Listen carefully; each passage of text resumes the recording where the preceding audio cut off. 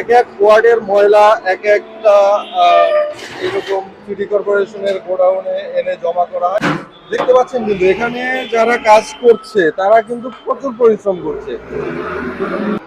আবার এই যে ভেকু দিয়ে আপনার ময়লাগুলো সব এক জায়গায় স্তূপ করা হচ্ছে।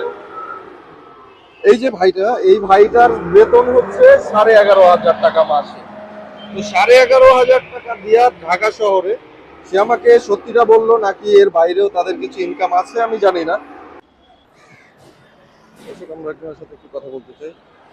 ও, এই যে ময়লা সারা ঢাকা শহর থেকে কি এই জায়গায় এসে মানে সিটি কর্পোরেশনের যে গোডাউন এগুলো ঢাকার মধ্যে কতগুলো আছে? আছে, বহুত গুলো আছে, প্রতি ওয়ার্ডে ওয়ার্ডে আছে। মানে প্রত্যেক ওয়ার্ডের ময়লা এক এক ওয়ার্ডের ময়লা এখানে এক একটা গোডাউনে আছে। হ্যাঁ, এটা 18 ময়লা, এটা এখানে আছে। মানে এটা কি সারাদিনে যতক্ষণ প্রয়োজন হয় অতক্ষণই কাজ করে? হ্যাঁ হ্যাঁ হ্যাঁ। আচ্ছা, এরপরে এই ময়লাগুলো কোথায় যায়? বল্লভপুর, আমিন বাজার।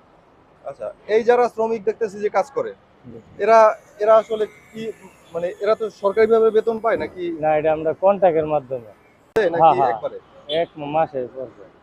আচ্ছা, এই শ্রমিক যারা কাজ করে এদের এদের মাসে কিরকম? ওই 11,000 টাকা বেতন দেয় আমরা। মাসে 11,000 টাকা। আর আপনি কোন দায়িত্বে আছেন এই জায়গায়? আমরা স্টেজ লেবার। না, আপনি দেখাশোনা করেন এগুলো? গাড়িগুলো বান্ধি, ময়লার গাড়ি বান্ধি, কাজ করি আমরা। মানে লোডিং লেবার আর কি। আপনার আপনার বেতন কি এর থেকে একটু বেশি? হ্যাঁ, মানে এরা 11,500 টাকা। 11,500, তাহলে ওনাদের 11 আপনার 11,500। এই যারা ভেকু চালায় এরাও তো কন্ট্রাক্টে আছে জি। নাকি? এই ভেকুগুলা এগুলো তো সরকারি? না, এটা কন্ট্রাক্ট। এগুলো আপনাদের কন্ট্রাক্টে আইনে কাজ করাইতে হয়? মালিকের থেকে কন্ট্রাক্টে যে আনছে ওই কন্ট্রাক্টে লয়ে লইছে, আবার নিজে কিনা লইছে।